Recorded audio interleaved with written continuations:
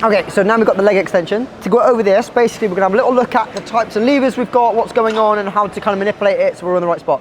Essentially, for the first bit, once we sit down, like right now I'm too far forward. It might not look like it, but I need to get the crease of the back of my knee to be sat nice and flush to the ridge of the seat, which isn't the case. My hips are pushed forward. So if we come out, this little lever here, I'm about a 6. So if I bring myself up, move it back, lock it into a 6, and then take a seat.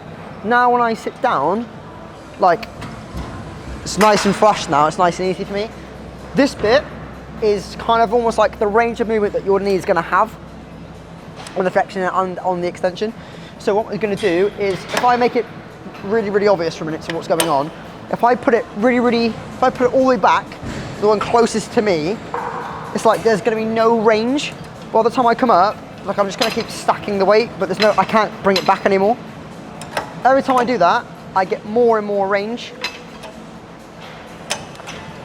Chances are you're either going to be on the first one or the second one.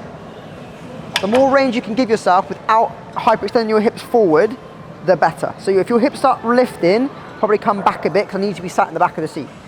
So mine going to sit on a 2.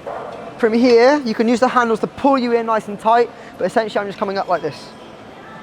Nice and strict, nice and controlled. Now the game plan is you don't want to jolt, you don't want to swing, but nice and strict, feel the tension on that muscle, and then come back. Different things will happen based on your feet. So if you can see my feet, if they're dead straight, it's a healthy balance. If I turn them outside, it's more of like the middle, it's like the VMO, come out to the side like this. They would change. If I turn them inside, it will work on the outside of my quad. So it's just different parts. They all do different jobs.